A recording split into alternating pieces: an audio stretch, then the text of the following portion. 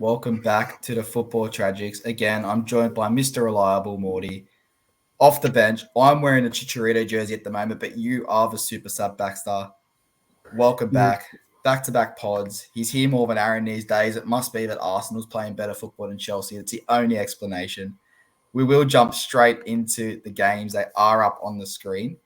We do have Villa versus Burnley, Leeds versus Arsenal, Wolves versus Chelsea, Newcastle versus Manchester City, and Tottenham versus Liverpool. Obviously, Morty, very short round. Baxter, very, very short round. Give us your let's give us your what you think should happen. Should the league stop for a couple of weeks as they try to control COVID? Should it go behind closed doors? Baxter, what are your thoughts? Yeah, just put a pause on it.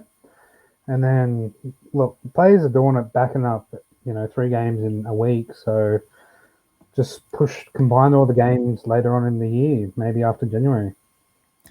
All right, Morty, what are your thoughts on obviously first of all, I'm going to say obviously the outbreak that is halting games. And does this benefit Liverpool in a sense that there are rumours that this African Cup of Nations could get pushed back, which means you won't lose Salah, you won't lose Mane. What are your thoughts on this? There is a reason the Premier League is very adamant on keeping these games around. This is the highest watched games of the season as it is. They will keep it going no matter what. If this is still going into January, maybe they put the week on hold then. They get the clubs back, but whatever they can throw up, they'll have on TV for the next 2 weeks. That's a given. African Cup of Nations. Yep. I mean, it's good news for Liverpool.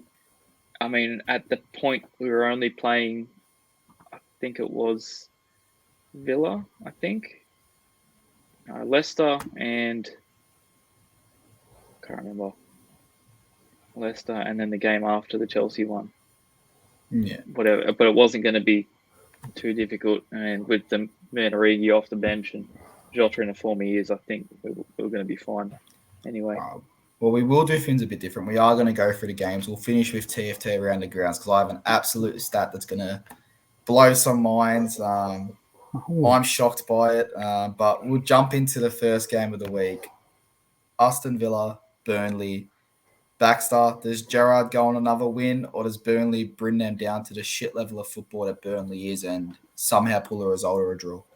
Well, Burnley are going to play shithousery football, but I do believe Gerrard's Villa will walk away with a win here at home. So go Villa. All right, give us your score prediction, Baxter. What are we saying?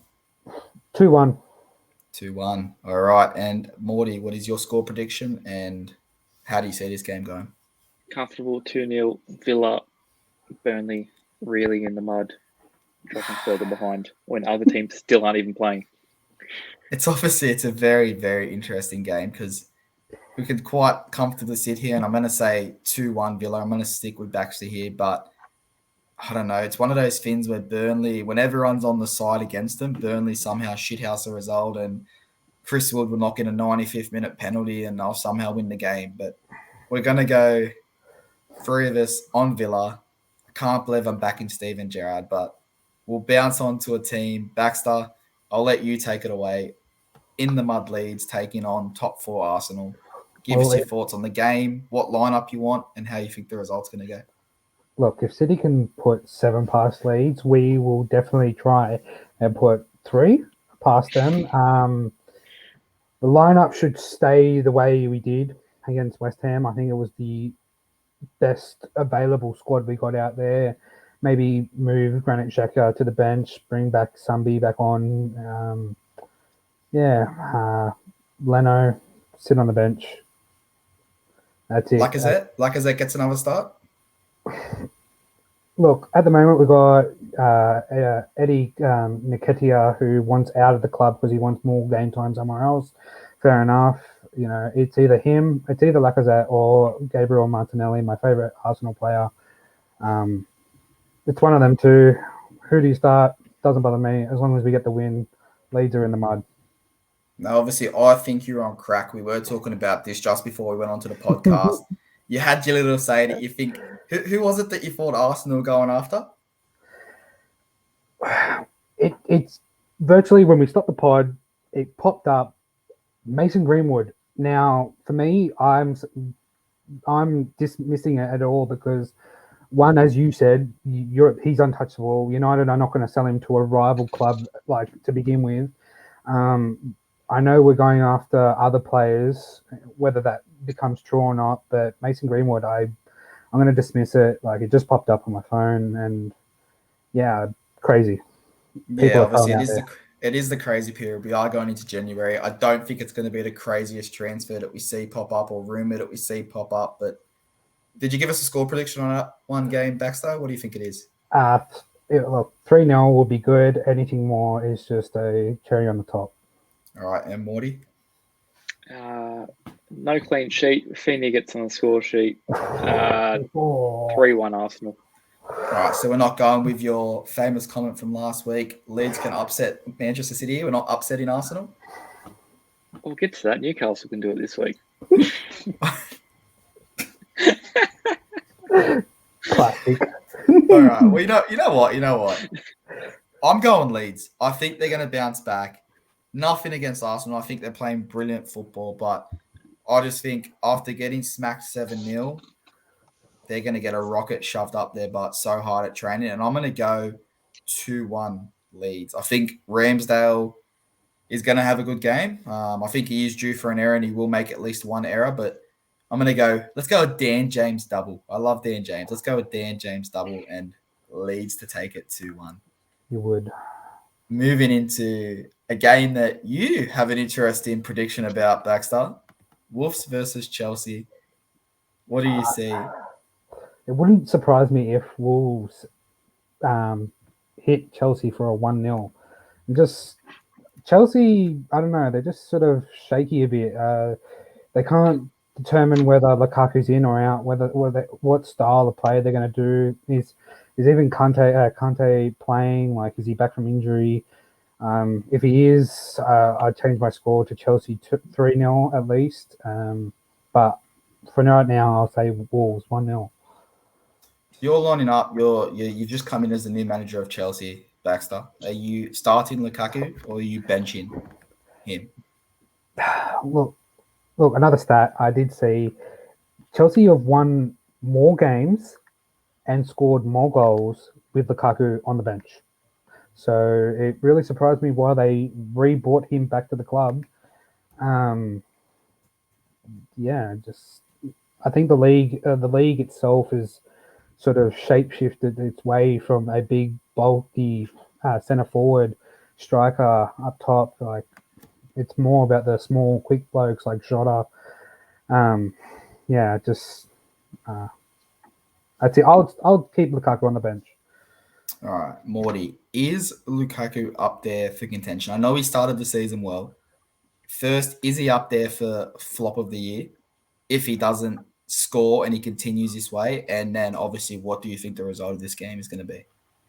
I'm not going to sit here and say he's a flop because he can only do what he can do in the position he's been given. And the big man role does not suit a 5 at the back. What's he doing? Who's he holding it up for? To play it out to reach James bombing down the wing? The bloke, it's not how you play a big man. You play a big man with a Timo Werner next to him and like a 4-4-2 almost. But yeah, like Chelsea, I don't know if they're in a bit of identity crisis. They're throwing things here or there. They're trying different things and they haven't really done the right thing and gone, well, all right, we won the Champions League. We played this style of play. Let's buy some players that bolster that style of play. And that's fair enough. But like we all forget they spent 90 million on Havertz and what was it, 75 on Werner, something along those lines. Like we're talking about a right attack of just those three, upwards of over 200, and they still want to pay 5 at the back. Like, I don't know.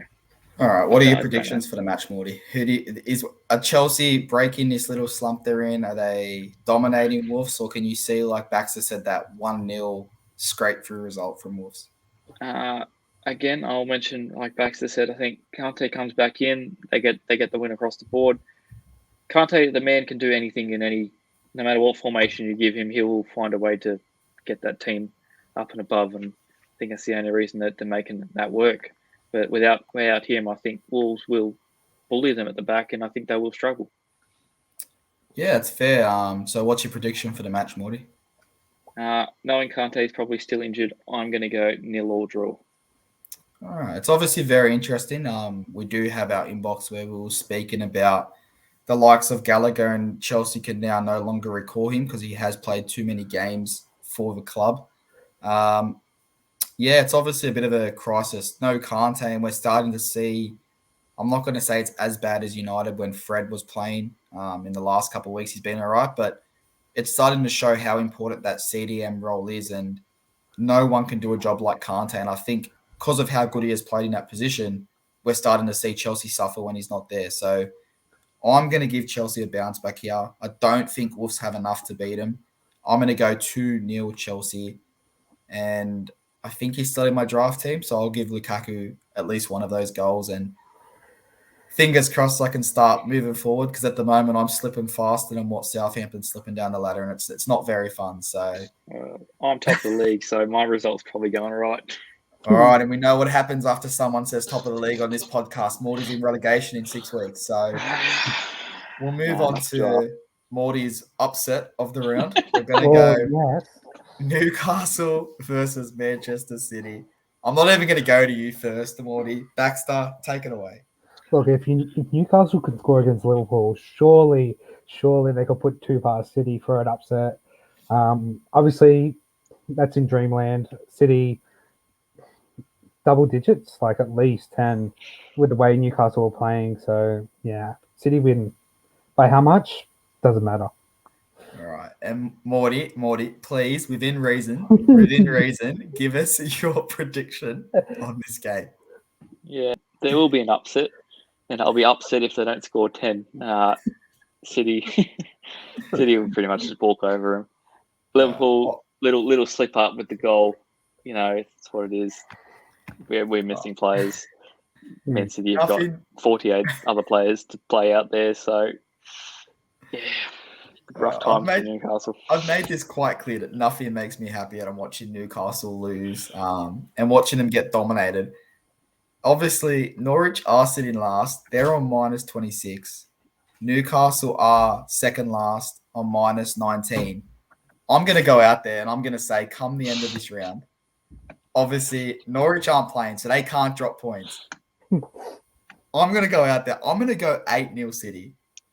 And they are rock bottom by the end of this competition, and Norwich will have a game in hand. So Baxter's obviously said, by how much? Morty said, double digits. Who knows? You both have said it. I'm going to go 8-0, and I'm going to love every single minute of it. So Newcastle, welcome to the championship pretty much, and we'll move into we'll save a last game of the round, but if I was a betting man, I'm putting money on that Newcastle-Manchester City being the last game of the round.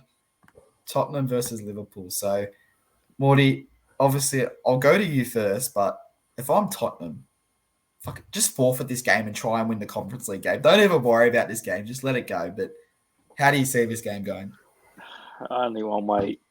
They haven't even been in training for the week or whatever it's been.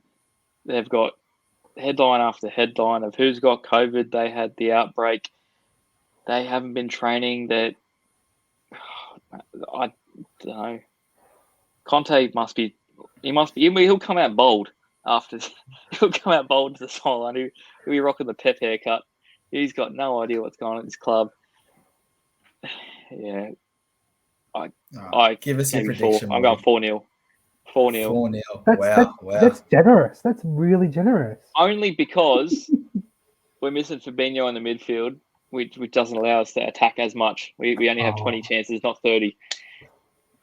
All right. Not even going to mention Baxter. No, I'm sick of you. Baxter, give us your score result. Just my score result? Look.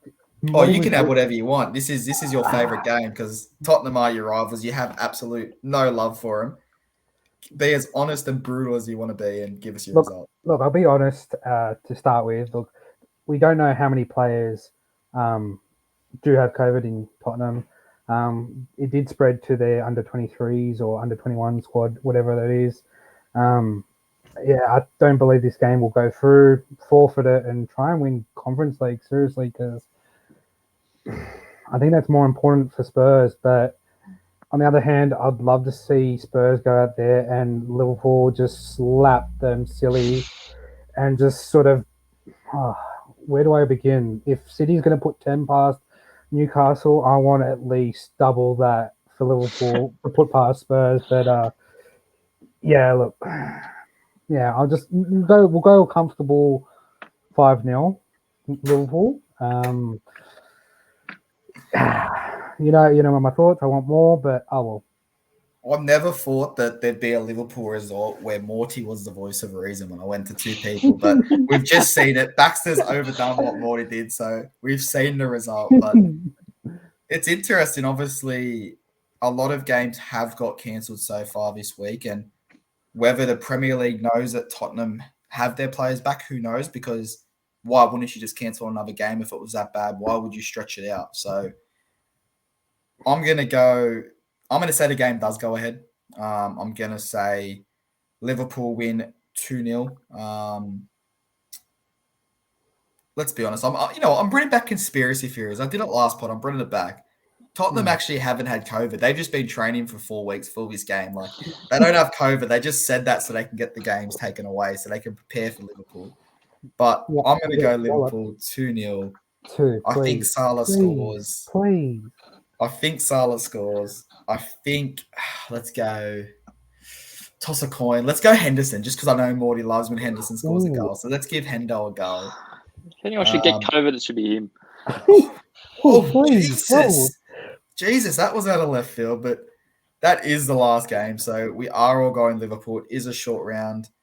Who knows when these games are going to get made up? The way they're going, do you cancel the League Cup and you use that as a reason to get games in? Who knows what's going to happen? No, don't cancel the League Cup. We're still in it. We've got Sunderland. Come on.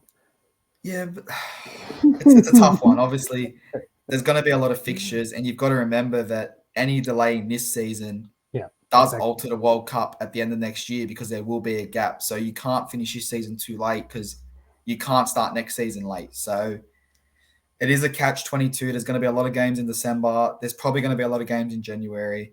As we're seeing in Australia, COVID is rapidly exploding. So who knows what's going to happen in England. But we're going to finish on TFT Around the Grounds this week. I'll first chuck it up. Agüero's retirement. Obviously, he will go down as City's best striker. He will go down as City's striker. He will go down as an icon. He'll probably get a statue of that very, very horrible moment put outside the stadium. But yeah, Baxter, what are your thoughts on this? Obviously, I saw a picture the other day, and it had the owner of Barcelona crying at Agüero's retirement and smiling, realizing he doesn't have to pay him anymore, and they get to save a bit more money. So yeah, obviously, what are your thoughts on their retirement? And then obviously just give us a quick recap on your thoughts on Agüero as a player in the Premier League. Look, it's sad to see anybody retire due to medical reasons. Obviously, Christian Eriksen's going through some sort of debate with that at the moment as well. Agüero is top 3 strikers of all time to play in the Premier League. Who are your other two, Baxter? Now that we're on that, who are your other two that you're chucking in there? Because there's a lot of strikers that have played in the Premier League. Obviously, Alan Shearer, because of all his goal-scoring abilities that he did, and he's the top goal scorer.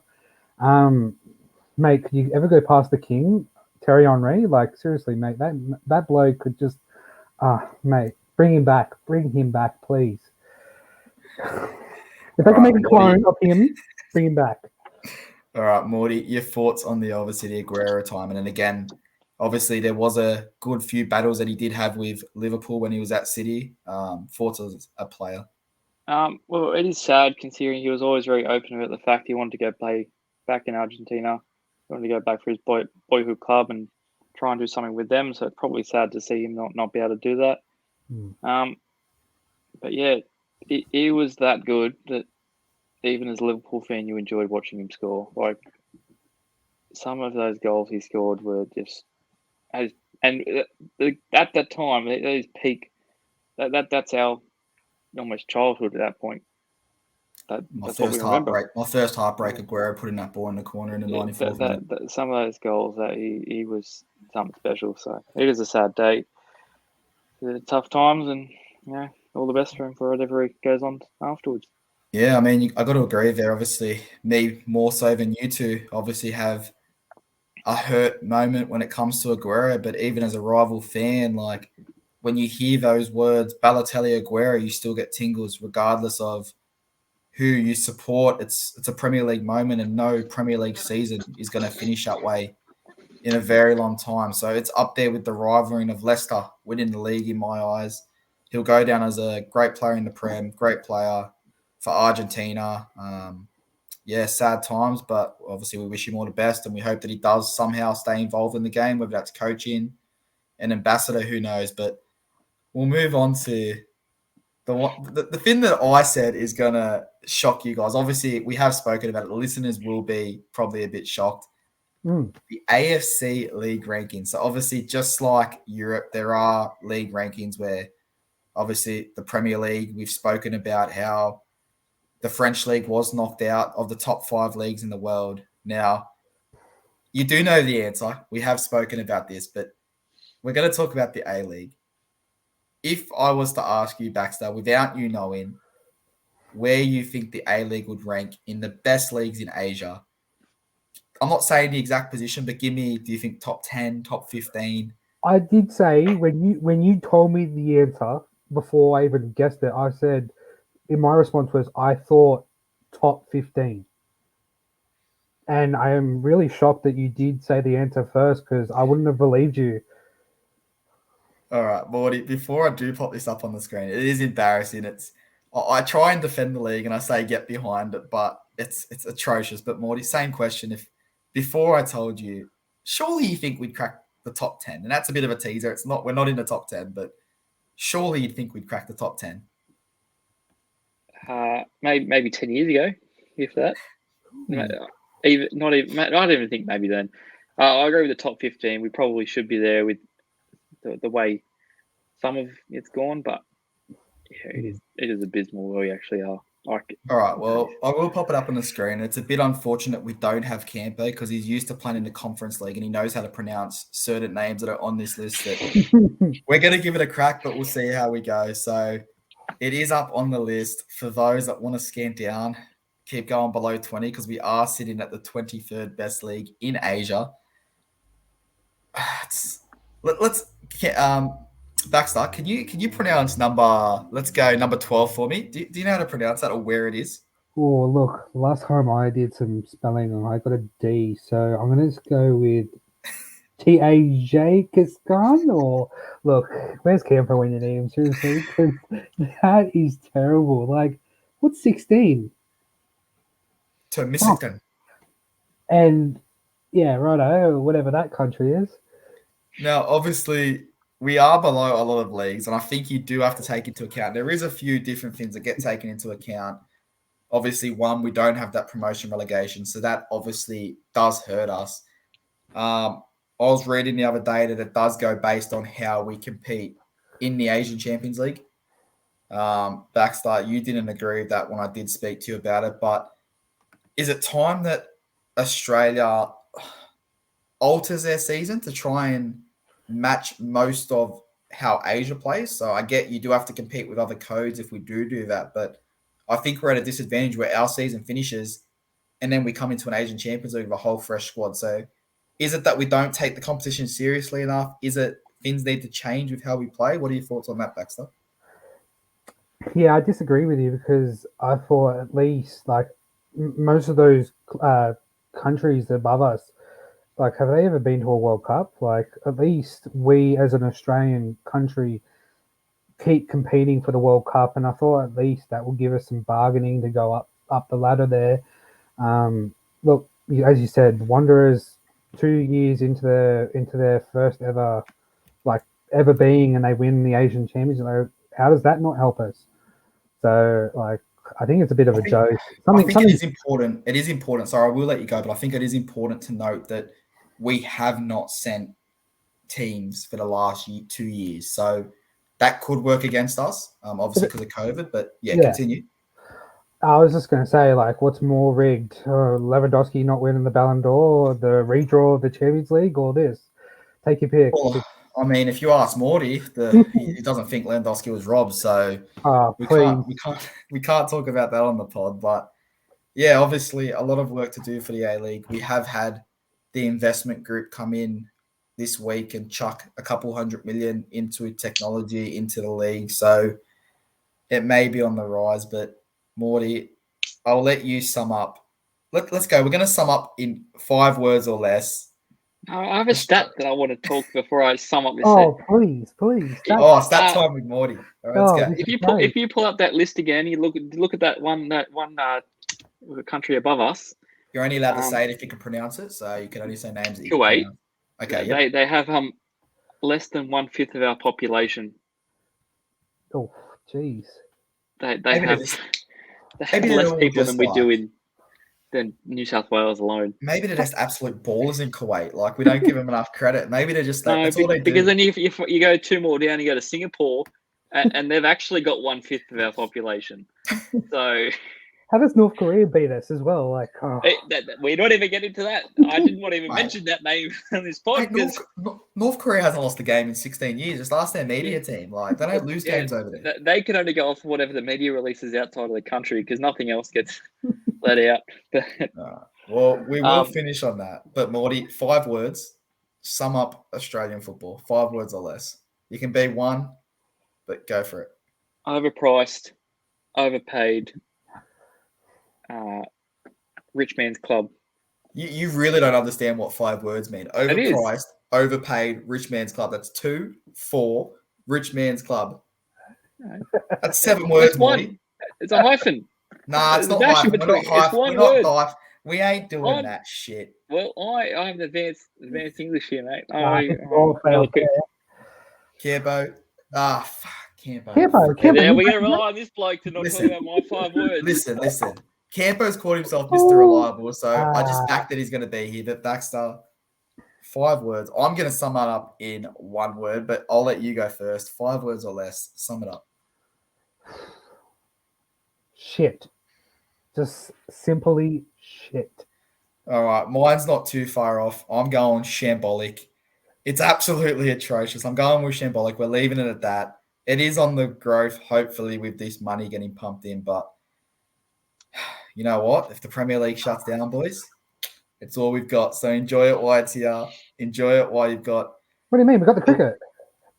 You've got the cricket. You know what? We're going to chuck one more finny. We're going to go off sport now that you brought up the cricket. England in the Ashes are Norwich City. They offer nothing. They're over here for a holiday, just like Norwich are in the Premier League for a holiday. They offer nothing. I'm going for a whitewash. They're actually Derby County. Hey, come on. You got to throw a bit of respect on Derby County. Yeah, they scored more points in the Premier League than England have runs. All right, we're going to leave it there. We're off topic, and I don't think anyone that's listening to this podcast is going to be interested in our cricket talk, but we have been to Football Tragics. We will see you hopefully next week if there's any games still going ahead. But Morty, thanks for being here again. You can have your title back of Mr. Reliable. I've called you Campo 16 times, so we're going to stick with it. Campo /Baxter, thank you for joining us, and we'll talk to you soon. Peace.